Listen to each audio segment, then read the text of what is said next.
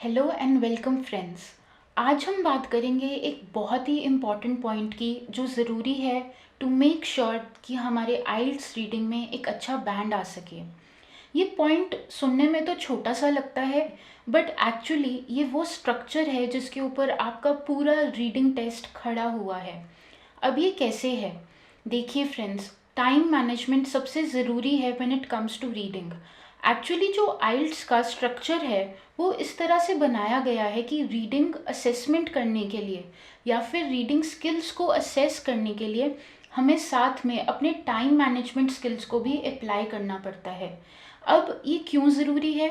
देखिए, हमारी रोज़मर्रा की ज़िंदगी में हम जो भी डेली एक्टिविटीज़ करते हैं, अगर हम अखबार पढ़ते हैं या फिर कोई इंस्ट्रक्शंस पढ़ते हैं, तो हम कभी भी उनको डिटेल में नहीं पढ़ते। हम हमेशा उनको स्पीड रीड करते हैं because time is of essence every day.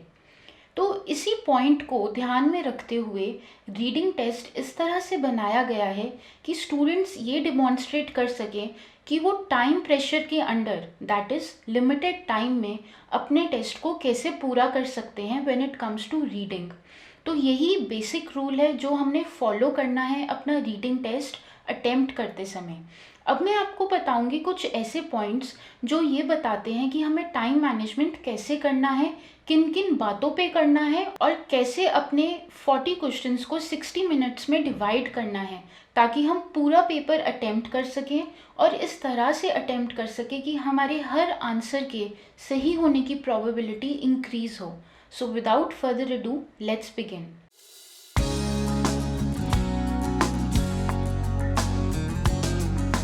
Friends, सबसे पहले तो हमने इस बात का ध्यान रखना है कि हमारे पास 40 क्वेश्चंस को अटेम्प्ट करने के लिए सिर्फ 60 मिनट्स होते हैं।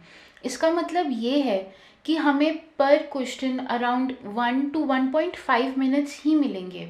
अगर हम सेक्शंस की बात करें तो हमें पर सेक्शन अराउंड 15 to 20 मिनट्स मिलते हैं। हालांकि आप जितनी भी बुक्स पढ़ेंगे आपको यही पढ़ने को मिलेगा कि हमें हर सेक्शन को 20 मिनट्स देने चाहिए, बट ये बहुत ही जॉनरिक स्टेटमेंट है और हो सकता है कि ये हर स्टूडेंट पे अप्लाई ना हो। तो ये फिगर आउट करने के लिए कि हम कौन से डिवीज़न के साथ कंफर्टेबल हैं, ये उसके लिए हमें सेल्फ इवैल्यूएशन करना पड़ेगा। और सेल्फ इवैल्यूएशन हम तभी कर सकते हैं when we sit down to actually attempt a passage और attempt some questions based on a passage. अब ये सुनने में तो बहुत अजीब लगेगा कि एग्ज़ाम की तैयारी करने से पहले ही मैं उसको अटेम्प्ट करने की कोशिश करूं, बट ये बहुत ज़्यादा ज़रूरी है। जैसे मैंने बताया कि हमारा जो रीडिंग का टेस्ट होता है वो एक्चुअली हमारे टाइम मैनेजमेंट पे ज़्यादा डिपेंड करता है compare to our practice. So, when I say that you have to attempt 40 questions in 60 minutes, that means कि आप हर क्वेश्चन को 1.5 मिनट्स तक आसानी से दे सकते हैं। Now, when you give 1.5 minutes to each question, तो हो सकता है कि उसमें कुछ ऐसे क्वेश्चंस भी हों जिनको लेकर आप बहुत ज़्यादा श्योर हैं या उनको लेकर बहुत ज़्यादा कंफर्टेबल हैं और उनको आप 10 to 15 सेकेंड्स में ही अटेम्प्ट कर सकें। तो आपने ये मानकर चलना है कि आप किसी भी क्वेश्चन पे 1.5 मिनट्स या फिर 1 मिनट से ज़्यादा नहीं लगाएंगे। अगर आप एक क्वेश्चन पे 1.5 मिनट लगाते हैं तो अप्रॉक्सीमेटली 50 to 55 मिनट्स में आपका पूरा टेस्ट कंप्लीट हो जाएगा। लेकिन इसमें आपको ध्यान रखना है कि वो कौन से क्वेश्चन टाइप्स हैं जिनको लेकर आप बिल्कुल भी कंफर्टेबल नहीं हैं, जिनमें आप वेल वर्स्ड नहीं हैं। अगर आप ये फिगर आउट कर लेते हैं कि आपको कौन से क्वेश्चंस डिफ़िकल्ट लगते हैं और कौन से क्वेश्चंस इजी लगते हैं, तो आप अपने टाइम को बहुत बेटर वे में मैनेज कर पाएंगे। इस वजह से मैं आपको बता रही हूँ कि आपके पास 40 क्वेश्चंस को अटेम्प्ट करने के लिए 60 मिनट्स होते हैं और पर क्वेश्चन आप 1 to 1.5 मिनट्स स्पेंड कर सकते हैं। अब इस टाइम को पर क्वेश्चन कैसे डिवाइड करना है वो आप पे डिपेंड करता है, जो आप सेल्फ इवैल्यूएशन के बाद ही कर पाएंगे। नाउ मूविंग ऑन, अब मैं बात करती हूँ कि हमें पर सेक्शन कितना टाइम लगाना चाहिए। तो जैसा कि मैंने आपको पहले बताया, मोस्ट ऑफ द बुक्स से that you should spend around 20 minutes पर सेक्शन, बट दिस मे और may not be true for you as an individual. तो उस सिचुएशन में आपको फिगर आउट करना पड़ेगा कि आप किस क्वेश्चन टाइप के साथ ज़्यादा कंफर्टेबल हैं। कई पैसेजेस ऐसे होते हैं, स्पेशली सेक्शन 1 के पैसेजेस, वो बहुत इजी होते हैं। वो एक वार्म अप एक्सरसाइज की तरह होते हैं। लेकिन जैसे जैसे आप सेक्शन 3 की तरफ बढ़ते हैं तो क्वेश्चंस की कॉम्प्लेक्सिटी काफ़ी ज़्यादा इंक्रीज हो जाती है। तो उस सिचुएशन में आपको इस बात को फिगर आउट करना है कि आप कौन से सेक्शन में ज़्यादा कंफर्टेबल हैं और कौन सा सेक्शन है जो आपको ज़्यादा डिफ़िकल्ट लग रहा है, या फिर आपको ऐसा लगता है कि उस पैसेज को या उस सेक्शन को अटेम्प्ट करते समय आपको ज़्यादा टाइम लगाना पड़ेगा। फॉर एग्ज़ाम्पल, जो हमारे हेडिंग के क्वेश्चंस होते हैं जिसमें हमें ये फिगर आउट करना होता है कि किसी पर्टिकुलर पैसेज के लिए सबसे अप्रोप्रिएट हेडिंग या टॉपिक नेम क्या होगा, वो बच्चों को अक्सर डिफ़िकल्ट लगता है क्योंकि उसमें आपको मेन आइडिया को अंडरस्टैंड करना पड़ता है। तो ऐसे क्वेश्चंस को आप एंड के लिए छोड़ सकते हैं। यहाँ पर आपने एक बहुत ही ज़रूरी चीज़ का ध्यान रखना है कि हमारा रीडिंग का टेस्ट एक्चुअली एक ऑब्जेक्टिव टेस्ट होता है। ऑब्जेक्टिव से मेरा मतलब है कि जितने भी आंसर्स हैं वो या तो गलत होंगे या फिर वो सही होंगे। बीच का कोई स्कोप नहीं है, कोई भी आंसर सब्जेक्टिव नहीं होगा। उसके ऊपर से आपको हर क्वेश्चन की वर्ड लिमिट दी जाती है। दैट इज़, आप कोई भी क्वेश्चन का आंसर 1 वर्ड या मैक्सिमम 3 वर्ड्स में कर सकते हैं। जब ऐसा होता है तो हमें पता है कि हमारे जो आंसर्स हैं वो पैसेज में ही दिए हुए हैं। जब आपके आंसर्स पैसेज में ही दिए हुए हैं और आपका पूरा टेस्ट ही ऑब्जेक्टिव है, तो पर सेक्शन और पर पैसेज अपने टाइम को डिवाइड करना बहुत ज़्यादा ज़रूरी हो जाता है। अगर आपके सारे क्वेश्चंस ऑब्जेक्टिव हैं तो इसका मतलब ये है कि उनका आंसर आपको अपने पैसेज में ही मिलेगा। लेकिन अगर हम हेडिंग्स वाले क्वेश्चन की बात करते हैं तो उसमें आपको थोड़ा सा ज़्यादा अंडरस्टैंडिंग दिखानी होती है अपने सही आंसर को ढूंढने के लिए। इस वजह से हेडिंग्स वाले क्वेश्चंस में ज़्यादा टाइम भी लगता है। इसीलिए सेल्फ इवैल्यूएशन ज़रूरी है। ये जानना बहुत ज़रूरी है कि आप कौन से फॉर्मेट के साथ, कौन से पैसेज टाइप के साथ और कौन से क्वेश्चन टाइप के साथ ज़्यादा वेल वर्स्ड हैं, कंफर्टेबल हैं। वो कौन से क्वेश्चंस हैं जिनको फिगर आउट करने में आपको ज़्यादा टाइम लगता है। जब आप ये फिगर आउट कर लेंगे उसके बाद आप डिसाइड कर पाएंगे कि आपको पर सेक्शन टाइम को कैसे डिवाइड करना है। यूजुअली जो फॉर्मूला होता है वो होता है 15, 15 और 20। इसका मतलब ये है कि आपके पास अप्रॉक्सीमेटली 50 मिनट्स होंगे टोटल अपने सारे पैसेजेस को पढ़ने के लिए। अब 15, 15, 20 का ये मतलब नहीं है कि आप सेक्शन 1 को 15 दें और सेक्शन 3 को 20 मिनट्स दें। इसका मतलब एक्चुअली ये है कि जो आपको पैसेजेस सबसे इजी लगते हैं या फिर वो पैसेजेस जिनके अंडर क्वेश्चन टाइप्स ऐसे हैं जिनके साथ आप सबसे ज़्यादा कंफर्टेबल हैं, उनको आप पहले अटेम्प्ट करें या उनको कम से कम टाइम दें। यूजुअली क्या होता है कि students by the time they have practised a number of tests, they become so comfortable in division of time कि वो सेक्शन 1 और सेक्शन 2 को यूजुअली 15 to 20 मिनट्स में ख़त्म कर देते हैं।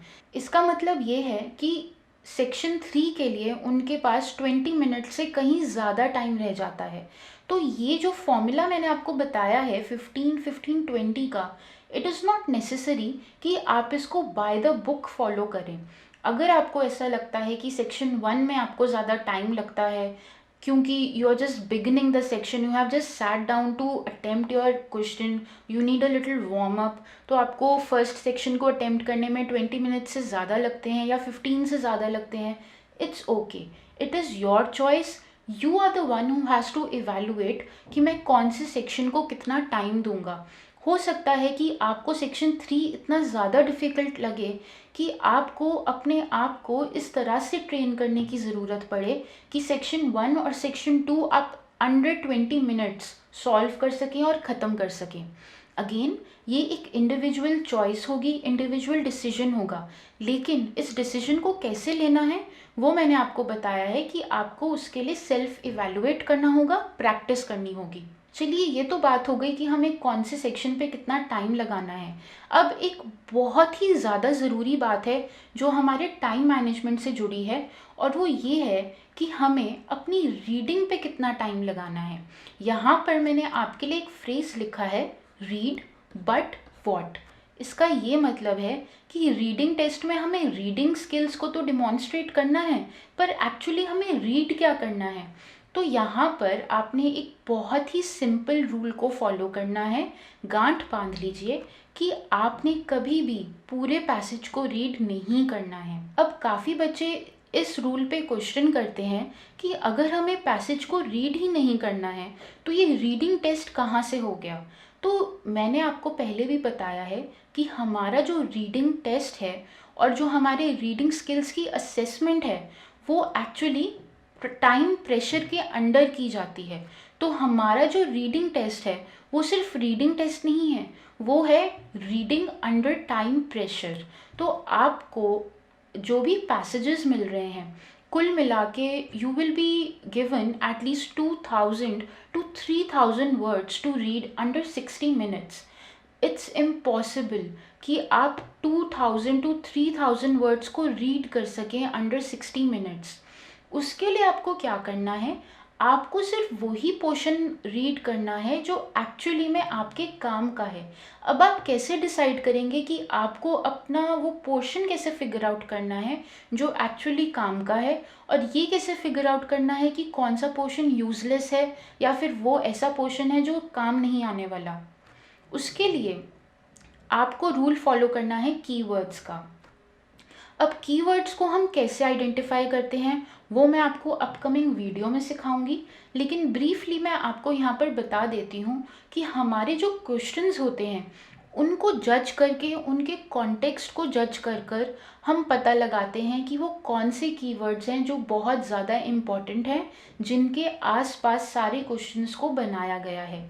जब आप अपनी क्वेश्चंस को बिफोर हैंड पढ़ लेते हैं या फिर उनमें कीवर्ड्स को अंडरलाइन कर देते हैं तो आपको पता चल जाता है कि आपको अपने पैसेज में कौन सी इन्फॉर्मेशन को इनटेक करना है और कौन सी इन्फॉर्मेशन को ओवरव्यू करके छोड़ देना है। इसीलिए मैंने यहाँ पर लिखा है read but what. So remember, you have to read only that portion of the passage जो आपके कीवर्ड्स के साथ एसोसिएटेड है, जिसके आसपास वो इन्फॉर्मेशन दी गई है जो कीवर्ड्स को एक्सप्लेन करती है या कीवर्ड्स को फिगर आउट करने के लिए ज़रूरी है। आपको अपने पैसेज में सिर्फ उन्हीं चीज़ों को पढ़ना है। बाकी सारी चीज़ें अगर आप पढ़ने की कोशिश करेंगे then you will end up wasting your time. And as I said कि reading test is not just a reading test per se, it is reading under time pressure. ये तो बात हो गई कि हमें कौन से सेक्शन को कितना टाइम देना चाहिए और अपने पैसेजेस में क्या रीड करना चाहिए। उसके बाद बात करते हैं कि हमें क्या पैसेज वाइज टाइम डिवीजन करना चाहिए। तो मैंने आपको पहले भी बताया था कि जब आप सेक्शन वाइज अपने टाइम को डिवाइड करने की कोशिश करते हैं तो वो एक इंडिविजुअल डिसीजन होगा। इसका मतलब ये है कि कुछ क्वेश्चन टाइप्स के साथ आप ज़्यादा कंफर्टेबल होंगे, कुछ क्वेश्चन टाइप्स के साथ आप बिल्कुल भी कंफर्टेबल नहीं होंगे। उनको फिगर आउट करने के लिए आपको ज़्यादा रीडिंग करनी पड़ेगी, ज़्यादा अंडरस्टैंडिंग करनी पड़ेगी अपने पैसेजेस की। तो जब आप बिफोर हैंड प्रैक्टिस करेंगे आप इस बात को फिगर आउट कर पाएंगे कि वो कौन से पैसेजेस हैं जो आपके लिए डिफ़िकल्ट हैं, वो कौन से पैसेजेस हैं जिनको आप इजीली फिगर आउट कर पाते हैं। जब आप अपने आइल्ट्स रीडिंग का टेस्ट देते हैं तो सारे पैसेजेस एक जैसे नहीं होते हैं। कुछ पैसेजेस यूनिवर्सिटी लेक्चर से उठाए होते हैं, कुछ ओपिड्स और ओपिनियन पीसेस होते हैं जो न्यूज़पेपर्स में होते हैं, कुछ ऐसे पीसेस भी या पैसेजेस होते हैं जो सिंपल इंस्ट्रक्शंस होती हैं कि आप चाय कैसे बना सकते हैं या केक कैसे बेक कर सकते हैं। कुछ ऐसे भी पैसेजेस होते हैं जो डायग्राम्स होते हैं या बार ग्राफ्स होते हैं, उनको फिगर आउट करने के लिए आपको ज़्यादा टाइम इन्वेस्ट करना पड़ता है। ये सारे डिसीजंस पैसेज वाइज ही आप ले सकते हो। इस वजह से बहुत ज़रूरी है कि जब आपके हाथ में आपको क्वेश्चन पेपर दिया जाता है तो उसी टाइम आप फिगर आउट करने की कोशिश करें कि उस पूरे पेपर में वो कौन से पैसेजेस हैं जो आपके लिए बहुत इजी हैं अटेम्प्ट करना, और वो कौन से पैसेजेस हैं जो आपके लिए डिफ़िकल्ट होंगे अटेम्प्ट करना। तो जब आप ये फिगर आउट कर लेंगे तो आप अपने टाइम को ज़्यादा अच्छे से डिवाइड कर पाएंगे। जब आप अपना जनरल आइल्स का एग्ज़ाम देंगे तो जो डाइवर्सिटी ऑफ पैसेजेस है वो काफ़ी ज़्यादा बड़ी होगी, लेकिन जब आप अपना एकेडमिक आइल्स देंगे तो जो डाइवर्सिटी ऑफ पैसेजेस है वो कंपैरेटिवली कम होगी। दोनों में ही अलग अलग स्ट्रैटेजीज अप्लाई होंगी ये डिसाइड करने के लिए कि कौन से पैसेज को कितना टाइम देना चाहिए। जब आप अपनी टाइम डिवीजन को पैसेज वाइज करने लगेंगे या फिर अपने टाइम डिवीजन को पैसेज वाइज करना सीख जाएंगे तो आपके लिए टाइम को मैनेज करना बहुत ज़्यादा इजी हो जाएगा। और इसको हम टाइम मैनेजमेंट से ज़्यादा टाइम को एफिशिएंटली मैनेज करना कहते हैं। अपने पैसेजेस को प्रायोरिटी देना या उनको प्रायोरिटाइज करना बहुत ज़रूरी है। आपको यहाँ पर एक बहुत ही सिंपल रूल है, गोल्डन रूल है जो याद रखना है कि आपको मार्क्स मिलेंगे सारे क्वेश्चंस को अटेम्प्ट करने के। दैट इज़ आप जितने ज़्यादा क्वेश्चंस को अटेम्प्ट करेंगे उतने ज़्यादा मार्क्स आपको मिलेंगे। इसी रूल को इस पॉइंट के अगेंस्ट रख के देखिए कि अगर आप किसी क्वेश्चन पे अटक जाते हैं या उस पर ज़्यादा टाइम इन्वेस्ट करते हैं तो आप आंसर्स भी उतने ही कम मार्क कर पाएंगे क्योंकि आपका टाइम ज़्यादा वेस्ट हो गया और आपको मार्क्स भी उतने कम मिलेंगे। तो इस वजह से you always have to make sure कि आप इजी पैसेज से शुरू करें और जब आपका ब्रेन और आपकी एनर्जी बिल्कुल फ्रेश है, पीक पर है, उस टाइम पीरियड में आप ज़्यादा से ज़्यादा क्वेश्चंस को सॉल्व कर दें। डिफ़िकल्ट पैसेज को अटेम्प्ट करने से आपको ज़्यादा मार्क्स नहीं मिलेंगे, आपको मार्क्स मिलेंगे ज़्यादा से ज़्यादा आंसर्स को लिखने से, ज़्यादा से ज़्यादा क्वेश्चंस को अटेम्प्ट करने से। So make sure that you are dividing your time passage wise and before you decide how I will be dividing my time passage wise you have to figure out कि आप कौन से passage type, कौन से questions type के साथ ज़्यादा comfortable है और वो कौन से पैसेजेस हैं जो आपको ज़्यादा डिफ़िकल्ट लगते हैं। अब इसके बाद बात करते हैं एक बहुत ही ज़रूरी चीज़ की जो मैं अभी तक भी एम्फेसाइज कर रही थी, वो ये है कि आप अपनी स्ट्रेंथ्स को कैसे ढूंढें।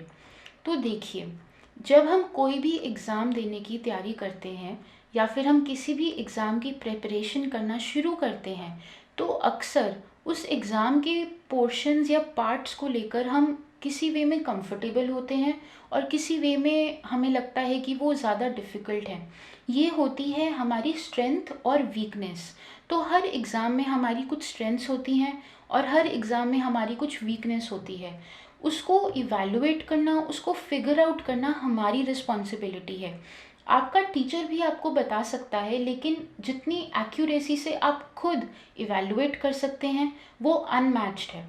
तो यहाँ पर भी अपने रीडिंग एग्ज़ाम में अच्छे से अच्छा बैंड लेने के लिए, अच्छे से अच्छा स्कोर लेने के लिए आपको सेल्फ इवैल्यूएशन करना है कि मेरी स्ट्रेंथ्स क्या हैं और वीकनेसेस क्या हैं। अब यहाँ पर रीडिंग टेस्ट में स्ट्रेंथ्स से मेरा मतलब है कि वो कौन से क्वेश्चंस टाइप हैं जो आपको इजी लगते हैं और वो कौन से क्वेश्चन टाइप हैं जो आपको डिफ़िकल्ट लगते हैं। सिमिलरली वो कौन से पैसेजेस हैं जो आपको डिफ़िकल्ट लगते हैं और वो कौन से पैसेजेस हैं जो आपको इजी लगते हैं। जब आप अपनी स्ट्रेंथ्स को ढूंढ लेंगे तो आपके लिए अपने एग्ज़ाम में टाइम को अकॉर्डिंगली मैनेज करना बहुत इजी हो जाएगा। तो ये तो बात हो गई थी कि हम अपने स्ट्रेंथ्स को कैसे ढूंढ सकते हैं। अब बात करते हैं एक बहुत ही प्रैक्टिकल चीज़ की कि हमें अपने पैसेजेस को कैसे अटेम्प्ट करना है। तो देखिए, जो हमें रीडिंग का टेस्ट दिया जाता है उसके 3 सेक्शंस होते हैं। अब 3 सेक्शंस को अटेम्प्ट करने का ये मतलब है कि हमारी बहुत ज़्यादा एनर्जी स्पेंड होने वाली है। हमें एक्चुअली हाई लेवल के रीडिंग स्किल्स को डिमॉन्स्ट्रेट करना पड़ेगा। उसके ऊपर से जो आपके सेक्शंस होते हैं वो सेम लेवल के नहीं होते हैं। सेक्शन 1 टू सेक्शन 3 के बीच की जो जर्नी है वो प्रोग्रेसिवली डिफ़िकल्ट होती जाएगी। मतलब जो आपका सेक्शन 2 और सेक्शन 3 है वो सेक्शन 1 से काफ़ी ज़्यादा चैलेंजिंग होगा और डिफ़िकल्ट होगा। इसका मतलब ये है कि आपको अपने टाइम को उसी हिसाब से डिवाइड करना है, अपनी एनर्जी को भी उसी हिसाब से मैनेज करना है। तो तो बहुत ही सिंपल रूल है जो आपको यहाँ पर फॉलो करना है कि always start from easy questions. होता क्या है फ्रेंड्स, जब हम एग्जामिनेशन हॉल में जाते हैं तो we tend to get a lot of nerves, we become very anxious while attempting our exams. बचपन से ही हमें एग्ज़ाम्स को लेके इतना ज़्यादा कंडीशन कर दिया जाता है कि किसी भी एग्ज़ाम को सुनकर हमें डर लगने लगता है। ये बहुत ही ह्यूमन कंडीशन है। So you don't have to feel ashamed about it. Instead, you have to learn to manage it. If you are one of those people who gets a lot of nerves in the examination hall, तो आपको एक simple rule follow करना है। जैसे ही आप examination hall में जाएंगे और आपको आपके सामने अपना क्वेश्चन पेपर मिलेगा, just close your eyes and take 3 deep breaths. उसके बाद इमीडिएटली आपने ये फिगर आउट करना है कि वो कौन से क्वेश्चन टाइप्स हैं जो बहुत इजी हैं और वो कौन से क्वेश्चन टाइप्स हैं या फिर पैसेजेस हैं जो बहुत ज़्यादा डिफ़िकल्ट हैं।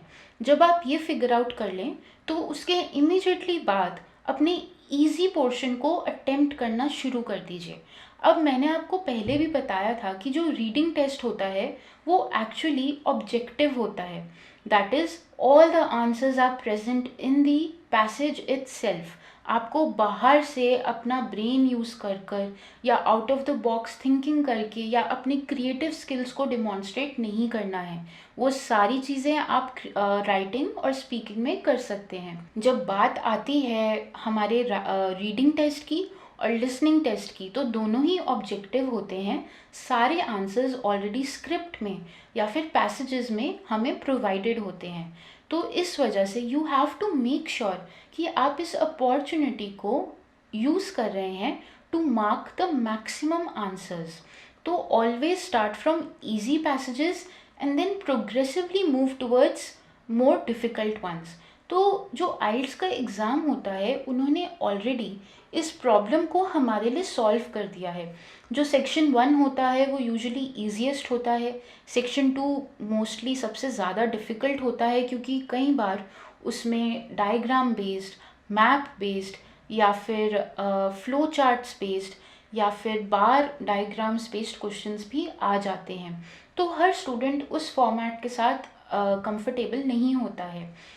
Again it is for you to evaluate and decide कि आप कौन से टाइप के साथ ज़्यादा कंफर्टेबल हैं। इसलिए वंस यू फिगर आउट कि कौन सा पार्ट आपके लिए ज़्यादा ईजी है, स्टार्ट विद दैट।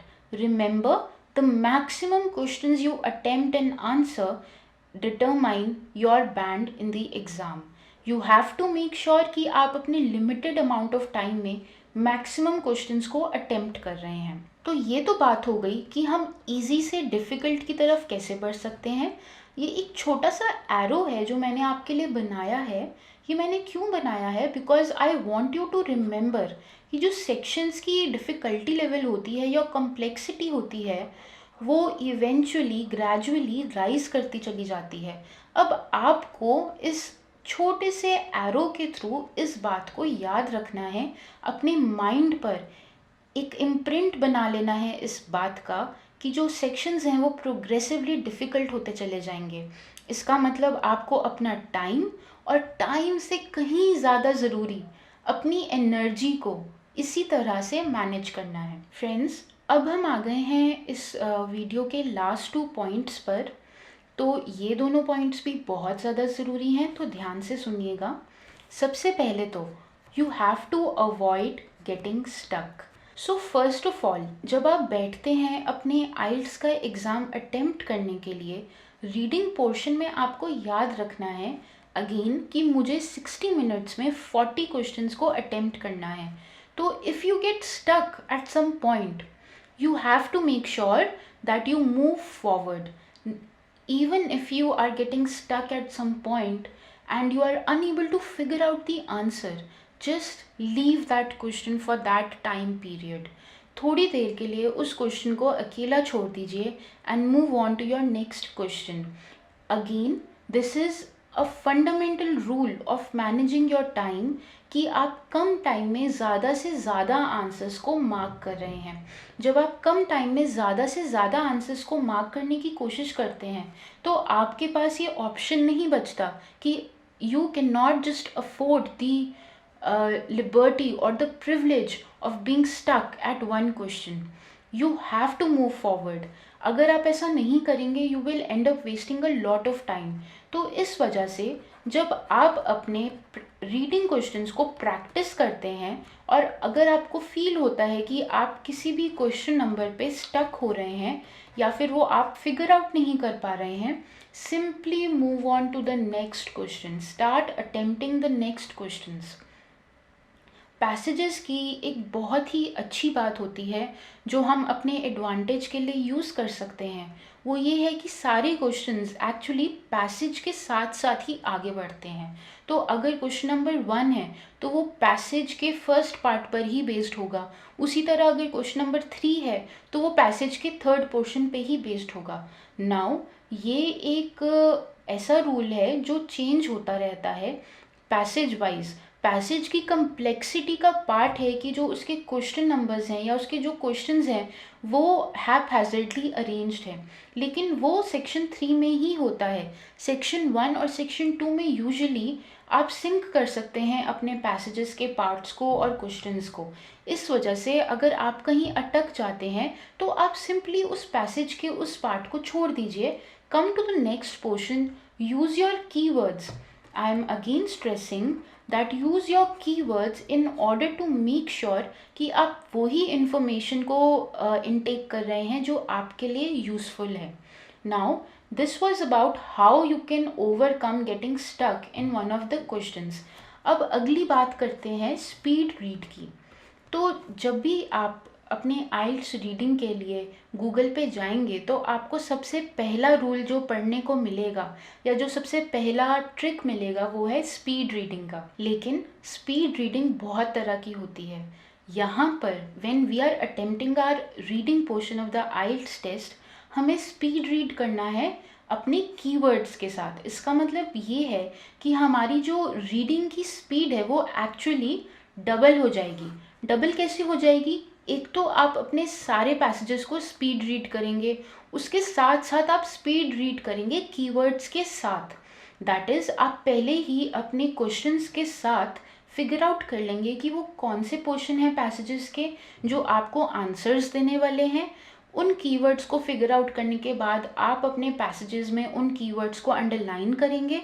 उसके बाद आप स्पीड रीड करेंगे. अगर आप पूरे ही पैसेज को स्पीड रीड करेंगे विदाउट टेकिंग इनटू अकाउंट कि वो कौन से कीवर्ड्स हैं जो आपको आंसर देंगे, तो you will be simply wasting your time.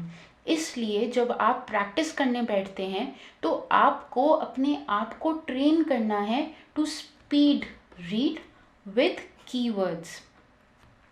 So friends, I hope कि आपको अब समझ आ गया है कि सही तरीके से आइल्स रीडिंग टेस्ट में टाइम को कैसे मैनेज किया जाता है. टाइम मैनेजमेंट एक ऐसा वर्ड है जो वैक्यूम में एग्जिस्ट नहीं करता. टाइम मैनेजमेंट के रूफ तक पहुंचने के लिए आपको सर्टन पिलर्स हैं जो फॉलो करने हैं, और वो पिलर्स कौन से हैं वो मैंने आपको इस वीडियो में बताया है. अब अगली वीडियो में मैं आपको बताऊंगी कि आपको अपने कीवर्ड्स के टेक्निक को कैसे इफ़ेक्टिवली यूज़ करना है in order to increase your speed and your efficiency and proficiency in answering your questions in the reading test. So till then, I hope you stay healthy and stay tuned to our channel.